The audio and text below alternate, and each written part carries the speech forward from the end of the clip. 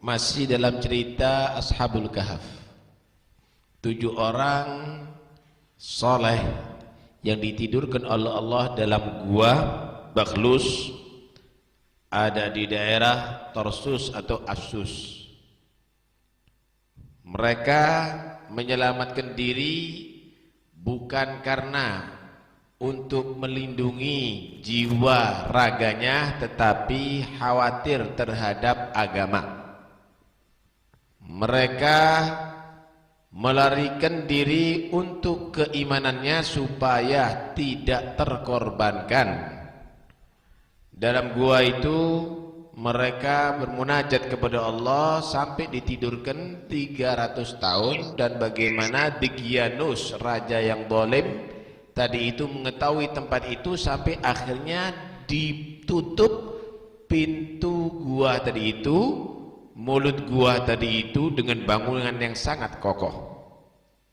Kemudian 2 orang yang beriman ada di Assus membuat satu catatan yang di situ dituliskan nama-nama, yaitu Bidrus dan Runas, ya, nama-nama daripada 7 orang yang ada di gua tadi itu, dengan harapan mudah-mudahan Allah akan menampakkan kemuliaan mereka sebelum hari kiamat. Setelah 300 tahun maka berubahlah kerajaan tadi itu, tumbang Degyanus, kemudian dari raja generasi ke generasi sampai dipimpin oleh seorang raja yang soleh yang bernama Petrus. Sahih, yang bernama Petrus. Kemudian saat itu banyak akidah-akidah, aliran-aliran yang sudah merusak ketauhidan. Di antara mereka menyatakan beriman kepada Allah tapi tidak ada kebangkitan jasad nanti dari kiamat, hanya ruh aja, hanya ruh. Itu hal yang tidak masuk akal, tidak bisa diterima oleh logika, gitu. Ini sama dengan liberal yang ada di zaman sekarang ini. Akhirnya si raja yang soleh tadi itu ingin menyadarkan, memerintahkan beberapa ulama untuk supaya menjelaskan kepada mereka bagaimana pemahaman itu harus meyakini kebangkitan itu adalah kebangkitan jasad di akhirat, yang nanti akhirnya ditentukan di neraka atau di surga Allah. Itu pun tidak mempan, tidak ada bukti. Alhasil sampai akhirnya si raja yang saleh tadi itu mengurung diri masuk ke dalam ruang khalwahnya, memohon kepada Allah untuk diturunkan satu tanda, satu bukti akan ada kekuasaan Allah, di mana Allah membangkitkan yang sudah mati, membangkitkan yang sudah mati. Cerita daripada Ashabul Kahfi sebetulnya dikenal, ada orang yang sudah dikubur dalam gua begitu. Sudah dikenal oleh masyarakat ada di saat itu. Akhirnya subhanallah, kemarin diceritakan, saya ulangi sedikit supaya bisa menggabungkan cerita ini. Seorang penggembala kambing atau penggembala unta ingin membuat kandang. Dia berpikir, bangunan udah mulai bongkar, tembok yang menutup pintu gua itu sudah mulai bongkar. Ini lebih asan anak bongkar, lebih baik tak taruh di sini kambing-kambingku tanpa biaya gitu. Menyuruh 2 orang dibongkar satu persatu begitu. Subhanallah, akhirnya bangun 7 orang tadi itu. Dia bangun, dipikir bangunnya waktu mirip ya dengan waktu dia mulai tidur. Ini kita kok pulas betul di tidur ya, kan? Satu sama lain saling bertanya, "Kam labithtum?" Berapa lama kamu ada di sini? Labithna yauman au ba'dha yaum. Mungkin 1 hari ya. Ini buktinya waktunya segini. Enggak, ini hanya beberapa jam aja. Saking keselnya kita ini. Tapi kita lapar bener nih sekarang, 300 tahun belum makan, bisa dibayangkan. Tapi bagaimana Allah masih kekuatannya? Yang nggak tidur aja nggak mungkin kuat, apalagi yang tidur amblas kan sampean. Tapi Allah kasih kekuatan, subhanallah. Akhirnya tamliqah yang pandai menyamar tadi itu diperintahkan, udah tamliqah, inti menyamar, tapi hati-hati lo ya, wal talattaf wala syarana bikum ahada. Inti harus nyamar lo ya, jangan sampai ada yang tahu lo, jangan sampai ada yang mencurigakan bahwa kamu itu adalah orang kita semuanya, kena dah kita. Udah, akhirnya berangkat si tamliqah. Sampai ada di daerah Afsus, dilihat mulai keluar daripada gua, kan heran dia melihat, ini kok ada banyak batu-batu ini di sini. Padahal saya kemarin masuk gak ada batu. Dipikir kemarin. Jalan ditelusuri, mulai ada peradaban yang lain dilihat. Masuk di pintu gerbang kotanya, dilihat loh, kok ada tanda iman di situ. Biasanya berhala-berhala, tapi di situ misalnya ada kalimat Allah begitu ya. Kok ada tanda iman ini? Akhirnya jalan ada di situ, banyak menceritakan Nabi Isa. Padahal zaman itu orang yang beriman dengan Nabi Isa langsung dipotong. Sumpah-sumpahnya, warabbi Isa bin Maryam, warabbil Masih, demi Tuhannya Nabi Isa. Loh, kok gak takut orang-orang ini? Padahal kita melarikan diri kemarin karena mempertahankan ini katanya. Waduh, saya harus cepatnya nih melarikan diri nih. Saya yang penting sekarang fokus beli makanan. Setelah itu saya akan kembali kepada teman-temanku. Serbannya dibuat kerudung. Mampir ke satu pabrik roti atau toko roti, beli roti 7 misalnya, atau mungkin 14 karena lapar. Duitnya sekian, dikasih duit. Duitnya dari dirham, dari warik, dari perak gitu ya. Gambarnya gambar Dekianus, raja 300 tahun. Ini duit apa ini katanya? Ini duit lama ini. Ini orang berarti punya harta simpanan, harta timbunan ini. Kamu di mana? Enggak, saya beli roti kata dia. Ya mau melindungi temannya. Coba-coba lihat kata, lu ini lama ini, mahal ini. Wah, terus begitu. Akhirnya karena sudah banyak yang tahu, ini sudah mulai gemeteran ini. Waduh, kita berarti ketemu ini, bakal akan digiring ke Dekianus ini. Akhirnya orang tadi, si tamliqah tadi menyatakan gini-gini, Pak, udah itu untuk Anda ya. Itu untuk Anda. Udah, saya nggak perlu roti, nggak apa-apa sudah ya. Saya permisi. Nggak bisa. Kalau kamu mau membagi dengan kita, kamu tunjukkan harta peninggalan kamu, harta timbunan kamu, nggak ada masalah, kita atur, kita akan diem-diem. Tapi kalau enggak, harus kita bawa. Lu apa, saya tidak punya harta simpanan. Wah, ini bohong, ayo. Akhirnya kerudungnya tadi itu diikatkan ke lehernya, ditarik. Ini orang banyak harta timbunan ini bingung ini tamliqah. Dia yakin bahwa masih ada keluarganya dan keluarganya itu dekat dengan raja. Dia yakin akan dibela bentar lagi. Kok nggak ada yang datang gitu ya? Sampai akhirnya si tamliqah tadi itu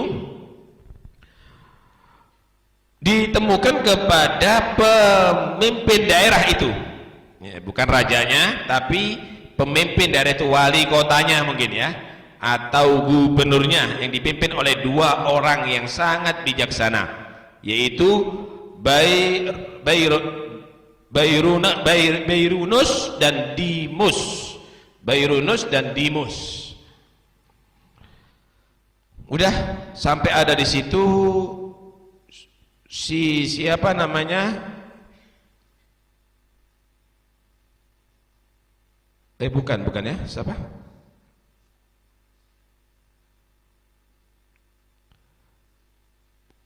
Arius ya, Arius dan Tontoyus. Arius dan Tontoyus pemimpinnya tadi itu ya. wali kota atau nama bupatinya mungkin itu ya. Walhasil dua orang ini yang jadi tokoh pemerintahan saat itu. Sampai ada di situ dengan disaksikan orang banyak ini. Dia lihat, lapor Pak, kata dia, ini orang banyak harta penimbunan. Apa buktinya? Ini buktinya, dia beli ada di tempat saya dengan logam ini, dengan uang perak ini. Ini 300 tahun yang lalu. Dilihat, iya benar kata dia. Iya benar kata dia. Ini 300 tahun lalu. Kamu dapat harta dari mana? Dari keluarga kami. Keluarga kamu di mana? Di sini. Mana keluarganya kamu? Siapa bapak kamu? Fulan misalnya. Ada yang tahu nggak? Nggak ada, nggak ada, nggak ada. Ini duitnya siapa? Duit saya. Dari mana asalnya? Ya dari sini. Ini kamu itu pembohong besar kata dia. Kamu itu pembohong besar. Saya ini pemimpin pemerintahan di sini, kata si Arius dan Tontoyus ini. Saya ini pemimpin pemerintahan di sini. Saya yang tahu keuangan di sini ya. Ini adalah duit yang berlaku 300 tahun yang lalu. Jangan mau bohong lagi ya. Nanti akhirnya saya hukum kamu dengan hukum yang berat nanti. Yang jujur kalau ngomong. Dia diam ini si Tamliha. Begini Pak kata dia. Saya ini bingung juga sekarang ini kata dia. Mau jelaskan apa ya kata dia. Saya tanya dulu ya, sampai jawab kata dia. Saya tanya dulu. Raja kamu namanya Degianus. Nggak ada raja di sini Degianus. Petrus. Lah itu yang tambah bingung sekarang kata dia. Begini, saya kemarin itu dari sini, raja kami itu Degianus. Kami adalah orang yang beriman. Sedangkan Degianus memaksa kami untuk kafir, menyembah berhala, memberikan sesajen kepada berhala. Kami melarikan diri dengan 7 teman-teman kami ada di gunung, ada di sana. Kami masuk ke dalam gua. Lah kami bangun sekarang kami bangun, kemarin kami masuk, lah kok berubah semuanya saat raja-rajanya.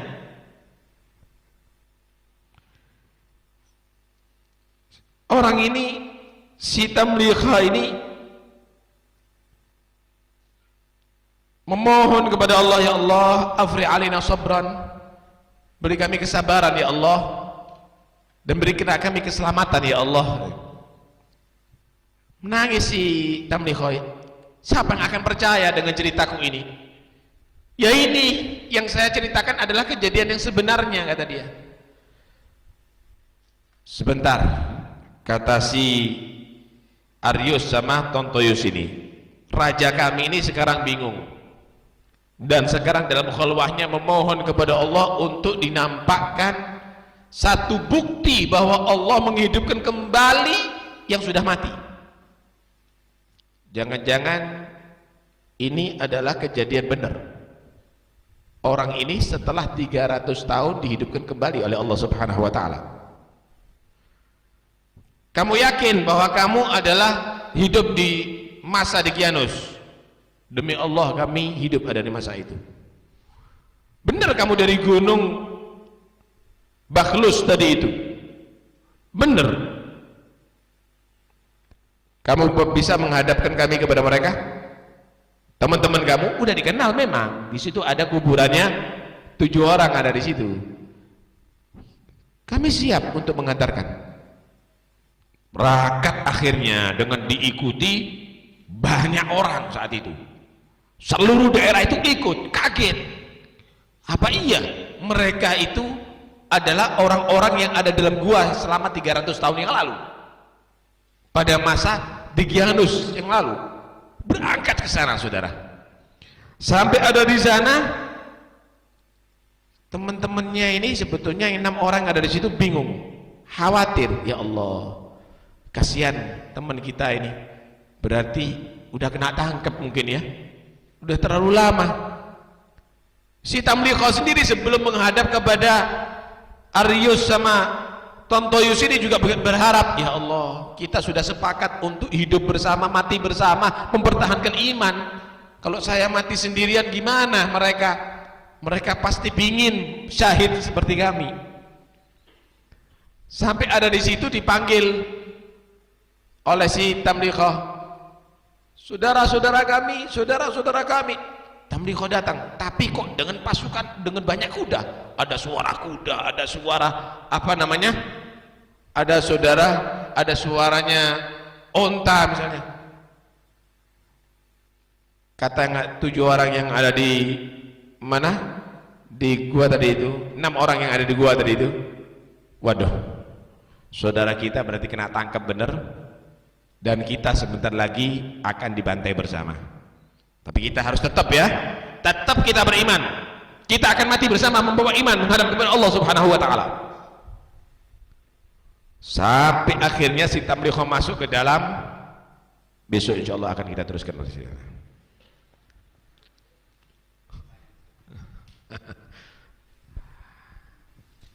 Hadirin sekalian rahmatillah Allah. Subhanallah. Kadang-kadang Allah Subhanahu wa taala itu menampakkan kebenaran tidak langsung. Memberikan bantuannya tidak langsung, padahal Allah Maha bisa. Padahal Allah Maha bisa langsung bantu, tapi enggak dibantu langsung oleh Allah Subhanahu wa taala. Kenapa? Untuk Allah mengetahui siapa al-mujahidina minkum was-sabirin. Untuk Allah mengetahui siapa yang bersungguh-sungguh membela agama Allah dan yang sabar. Karena itu bantuan pasti akan datang, dan kita tidak boleh pesimis, wajib kita optimis. Sampai di antara mereka itu bertanya-tanya, mata nasrullah, kapan itu bantuan Allah itu kapan? Kok ujian terus? Bantuannya itu kapan? Ala inna nasrallahi qarib. Tetap dinyatakan bantuan Allah sebentar lagi.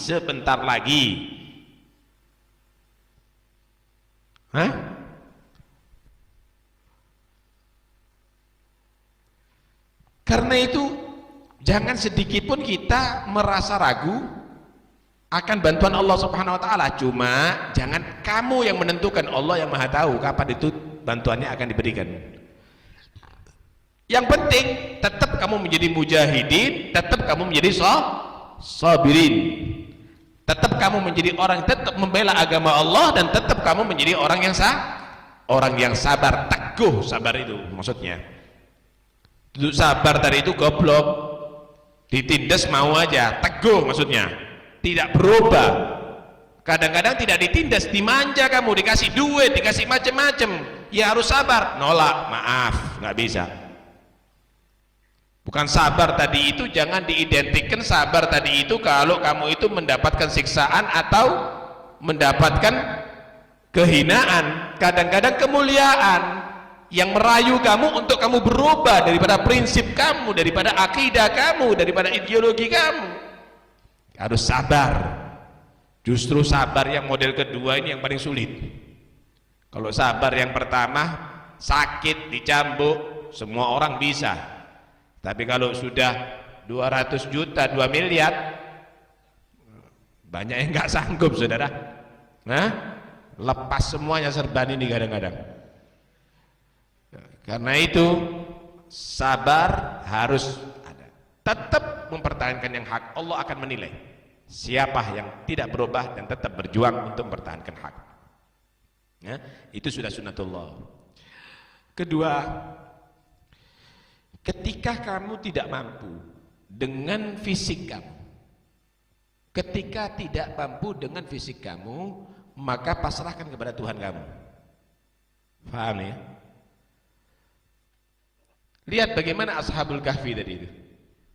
Dia tidak bisa melawan dengan fisiknya, tapi Ashabul Kahfi tadi itu mereka masuk ke gua. Masuk ke gua bukan untuk rekreasi. Masuk ke gua untuk bermunajat kepada Allah, minta perlindungan kepada Allah. Id awal fityatu dal kafi faqalu rabbana atina min ladunka rahmah wa hayyi' lana min amrina rasyada. Subhanallah. Mereka memohon kepada Allah dengan ibadah, ya Allah, berikan kepada kami darimu rahmah, dan ya Allah persiapkan untuk kami segala petunjuk dalam segala urusan kami. Hayyi' lana min amrina rasyada. Karena itu, janganlah kamu tadi itu orang yang berjuang dengan nafsu dulu. Jadilah orang yang berjuang tadi itu dengan ketulusan hati. Kalau mau belum mampu, belum ada kekuatan, perkuat dulu bagaimana hubungan kamu dengan Tuhan kamu. Nanti Allah akan hayya' lakum rasyada. Allah nanti yang akan menyediakan, membimbing kamu untuk menuju kepada kemenangan.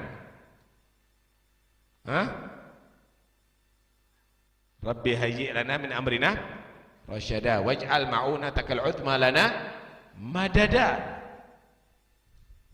Sekali lagi, kembali kepada Allah, minta bimbingan bagaimana untuk kamu tadi itu menjadi dibimbing menjadi orang yang bisa jaya, orang yang menjadi menang. Allah akan atur itu semuanya. Subhanallah. Kemudian Allah Subhanahu wa taala membuktikan bagaimana orang yang sudah dinyatakan mati selama 300 tahun tadi itu ternyata hidup kembali dan tidak ada yang berubah. Bukan berarti keriput kulitnya, bukan berarti rusak rambutnya atau panjang rambutnya, tetap bersih. Motone udah keteen, bersih, seperti dia masuk begitulah dia keluar. Sehingga ketika si Tamliqa tadi itu menyatakan, aku ini orang sini, duit ini adalah duit ada di sini. Bagaimana Tamliqa tadi itu menjawab,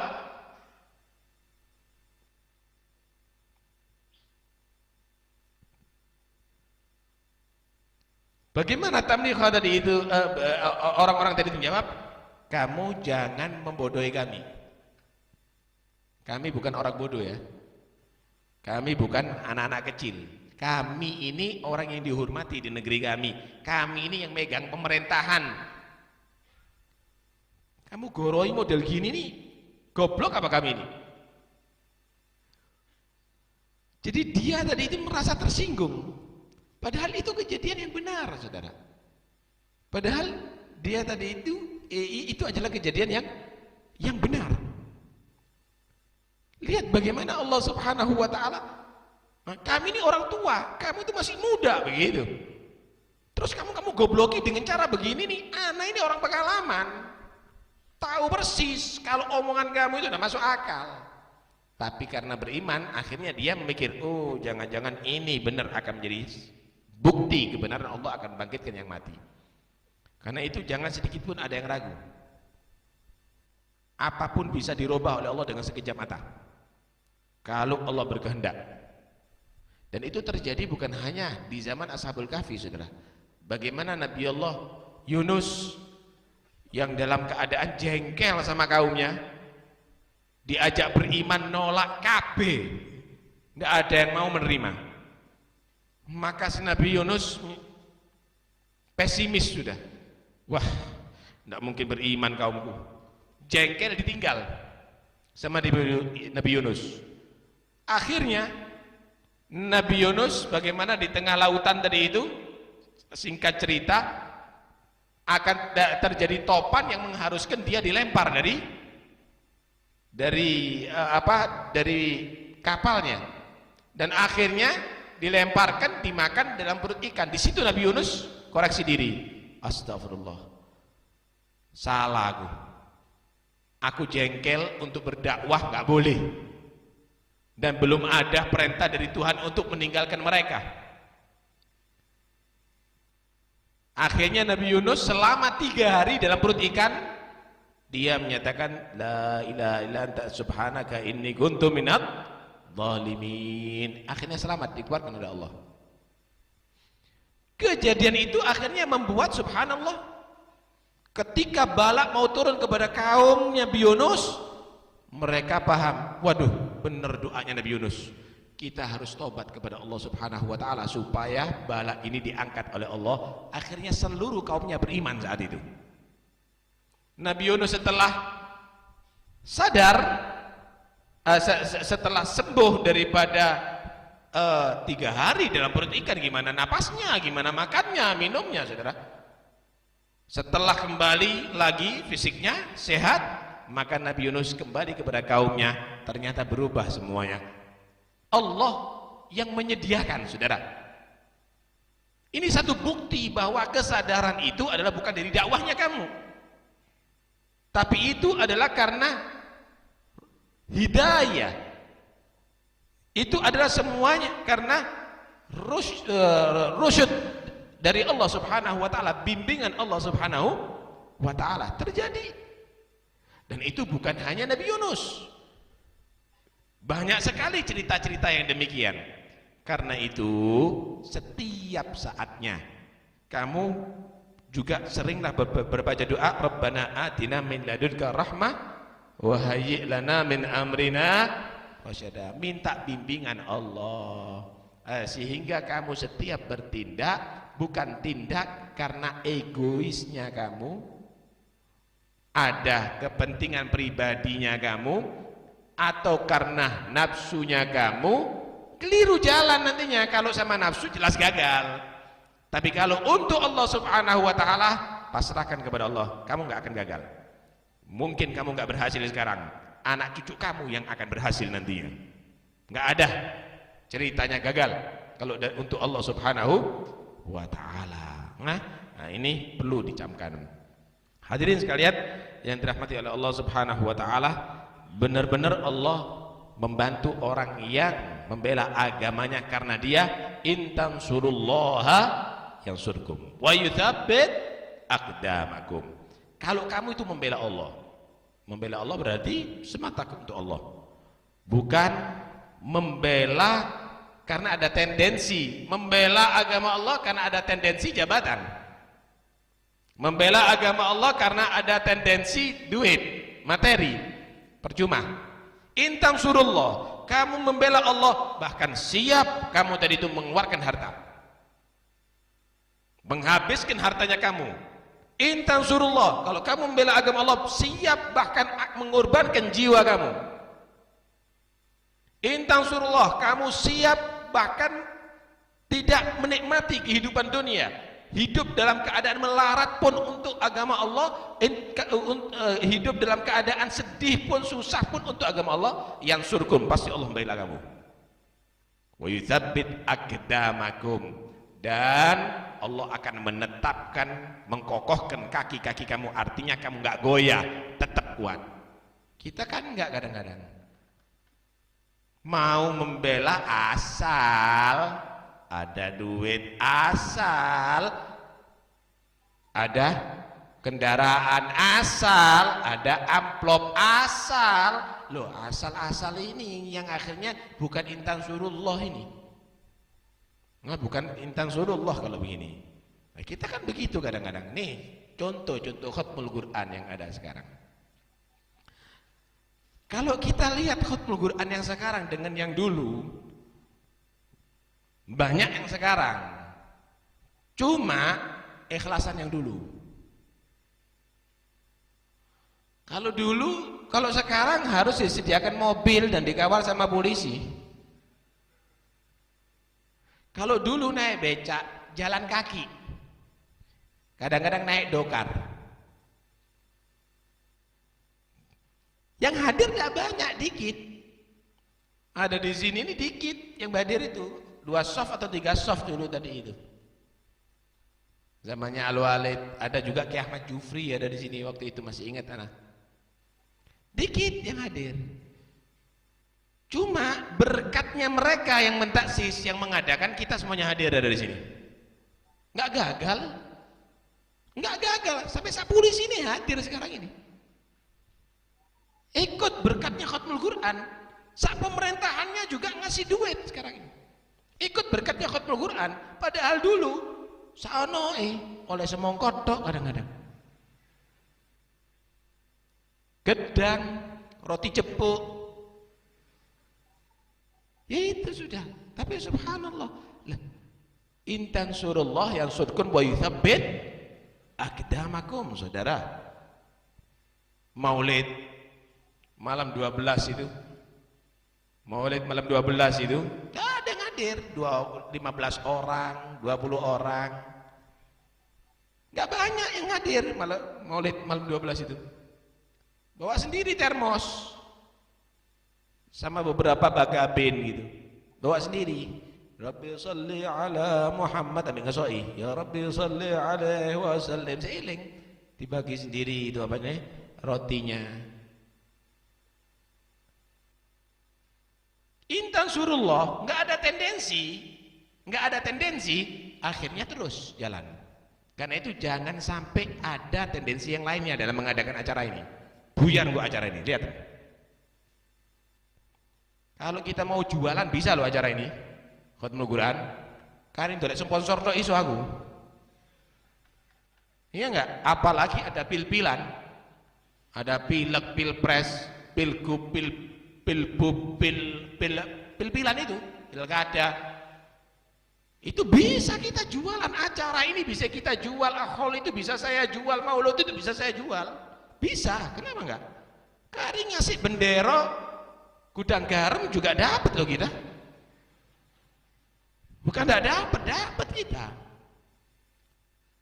Karena itu jangan sampai ada tendensi yang lainnya. Kalau kepingin terus acara ini, kalau kepingin berkah acara ini dan diminati terus, maka jadikan itu semuanya karena Allah. In tansurullah yansurkum wa yuthabbit aqdamakum. Semua gerakan kamu, majelisnya kamu, pengajian kamu, kegiatan kamu, jadikan semata-mata untuk Allah. Kamu gak akan rugi dan itu akan terus akan berlanjut. Dan ini adalah sebagai contoh. Itulah yang dicontohkan oleh para anbiya, itulah yang dicontohkan oleh para rasul, itulah yang dicontohkan oleh orang-orang yang soleh. Mudah-mudahan kita semuanya termasuk menjadi penerus-penerus mereka. Amin Allahumma.